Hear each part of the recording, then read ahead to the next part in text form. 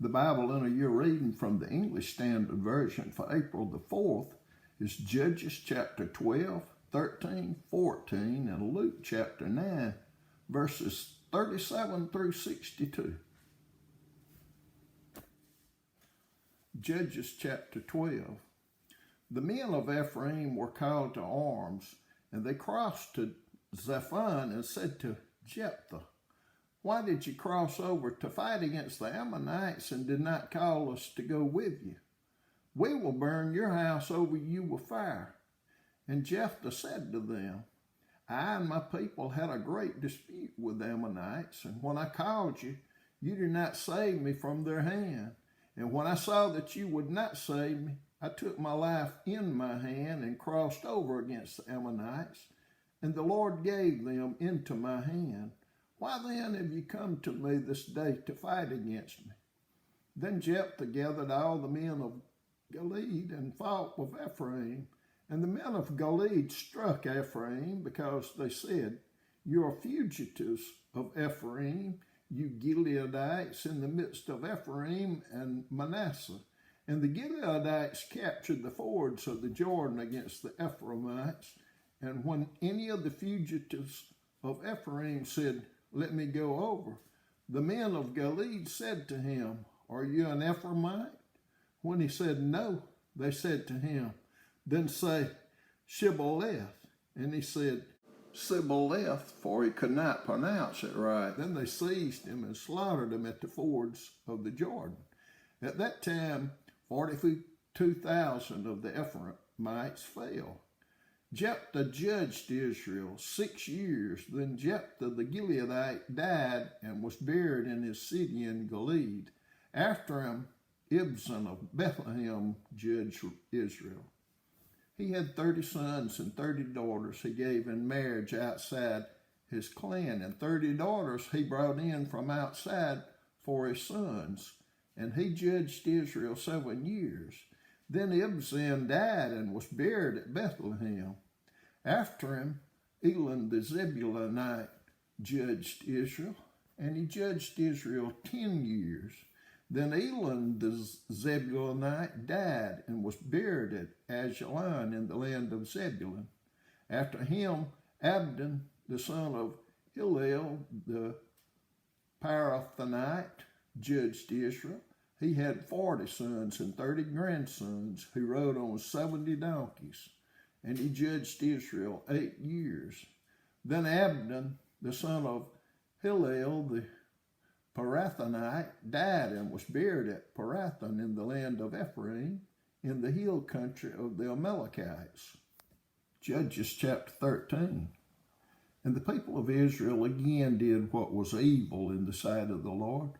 So the Lord gave them into the hand of the Philistines for 40 years.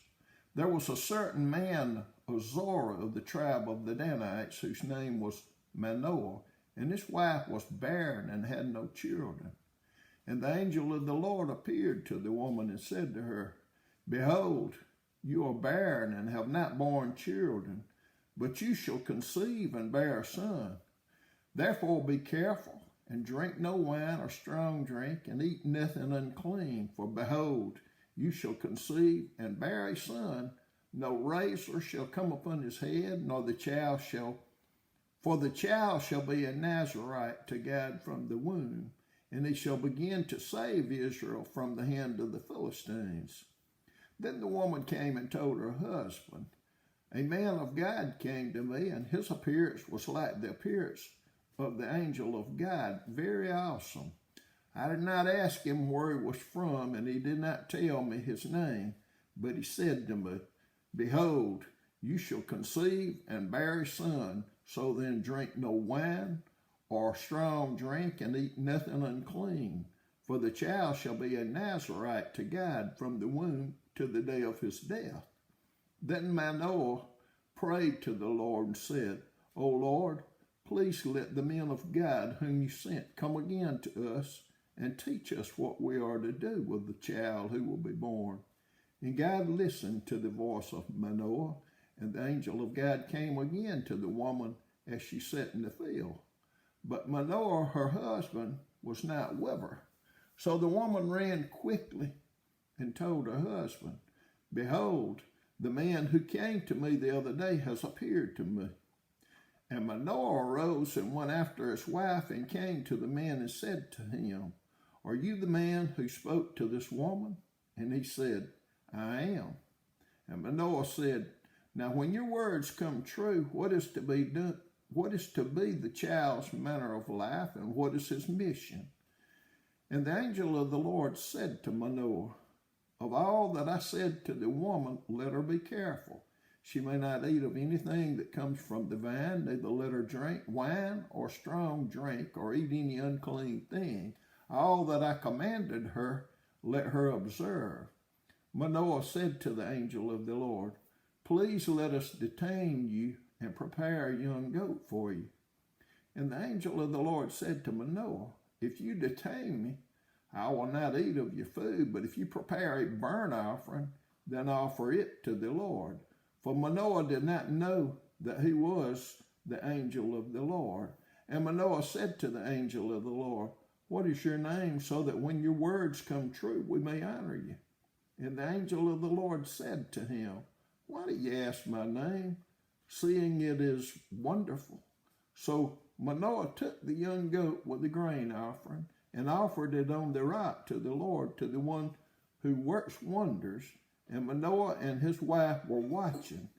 And when the flame went up toward heaven from the altar, the angel of the Lord went up in the flame of the altar.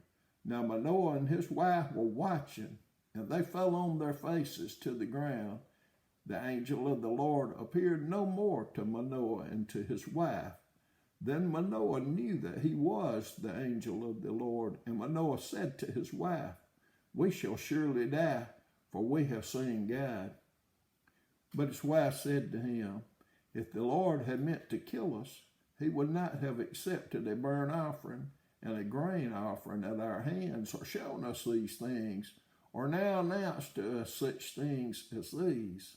And the woman bore a son and called his name Samson. And the young man grew, and the Lord blessed him.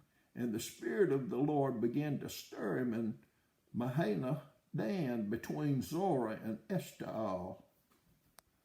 Judges chapter 14. Samson went down to Timnah, and at Timnah he saw one of the daughters of the Philistines. Then he came up and told his father and mother, "I saw one of the daughters of the Philistines at Timnah. Now get her for me as my wife." But his father and his mother said to him, "Is there not a woman among the daughters of your relatives, or among all our people, that you must go to take a wife from the uncircumcised Philistines?" But Samson said to his father, "Get her for me, for she is right in my eyes." His father and mother did not know that it was from the Lord, for he was seeking an opportunity against the Philistines. At that time the Philistines ruled over Israel. Then Samson went down with his father and mother to Timnah, and they came to the vineyards of Timnah, and behold, a young lion came toward him roaring. Then the Spirit of the Lord rushed upon him, and although he had nothing in his hand, he tore the lion in pieces as one tears a young goat.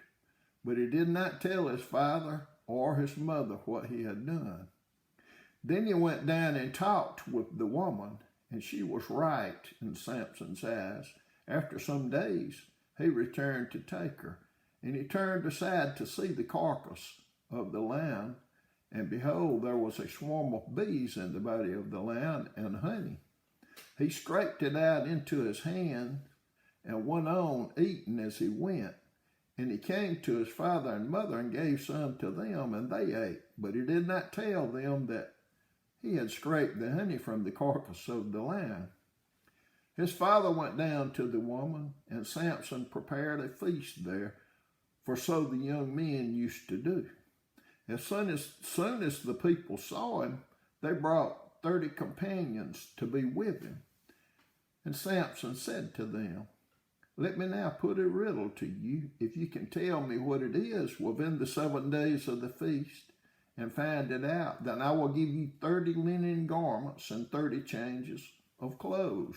But if you cannot tell me what it is, then you shall give me 30 linen garments and 30 changes of clothes. And they said to him, Put your riddle, that we may hear it. And he said to them, Out of the eater came something to eat, out of the strong came something sweet. And in 3 days they could not solve the riddle.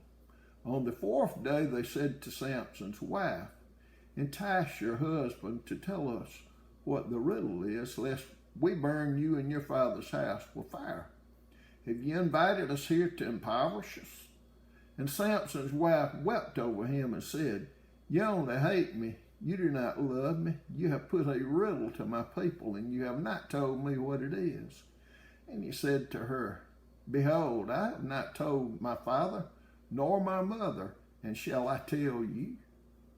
She wept before him the 7 days that their feast lasted, and on the 7th day he told her, because she pressed him hard. Then she told the riddle to her people. And the men of the city said to him on the 7th day before the sun went down, What is sweeter than honey? What is stronger than a lion? And he said to them, If you had not plowed with my heifer, you would not have found out my riddle. And the Spirit of the Lord rushed upon him, and he went down to Ashkelon, and struck down 30 men of the town, and took their spoil, and gave the garments to those who had told the riddle. In hot anger he went back to his father's house, and Samson's wife was given to his companion, who had been his best man. Luke chapter 9, verses 37 through 62. On the next day, when they had come down from the mountain, a great crowd met him. And behold, a man from the crowd cried out, Teacher, I beg you to look at my son, for he is my only child. And behold, a spirit seizes him, and he suddenly cries out. It convulses him so that he foams at the mouth and shatters him, and will hardly leave him. And I begged your disciples to cast it out, but they could not. Jesus answered, O faithless and twisted generation, how long am I to be with you and bear with you? Bring your son here. While he was coming, the demon threw himself to the ground and convulsed him. But Jesus rebuked the unclean spirit and healed the boy and gave him back to his father. And they all were astonished at the majesty of God. But while they were all marveling at everything he was doing, Jesus said to his disciples, Let these words sink into your ears. The Son of Man is about to be delivered into the hands of men. But they did not understand this saying, and it was concealed from them, so that they might not perceive it. And they were afraid to ask him about this saying. An argument arose among them as to which of them was the greatest. But Jesus, knowing the reasoning of their hearts, took a child and put him by his side. And he said to them, Whoever receives this child in my name receives me. And whoever receives me receives him who sent me. For he who is least among you all is the one who is great. John answered, Master, we saw someone casting out demons in your name, and we tried to stop him, because he does not follow of us. But Jesus said to him, Do not stop him, for the one who is not against you is for you. When the days drew near for him to be taken up, he set his face to go to Jerusalem. And he sent messengers ahead of him, who went and entered a village of the Samaritans to make preparations for him. But the people did not receive him, because his face was set toward Jerusalem. And when his disciples, James and John, saw it, they said, Lord, do you want us to tell fire to come down from heaven and consume them? But he turned and rebuked them, and they went on to another village. As they were going along the road, someone said to him, I will follow you wherever you go. And Jesus said to him, Foxes have holes, and birds of the air have nests, but the Son of Man has nowhere to lay his head. To another he said, Follow me. But he said, Lord, let me go first and bury my father. And Jesus said to him, leave the dead to bury their own dead. But as for you, go and proclaim the kingdom of God. Yet another said, I will follow you, Lord, but let me first say farewell to those at my home. Jesus said to him, no one who puts his hand to the plow and looks back is fit for the kingdom of God.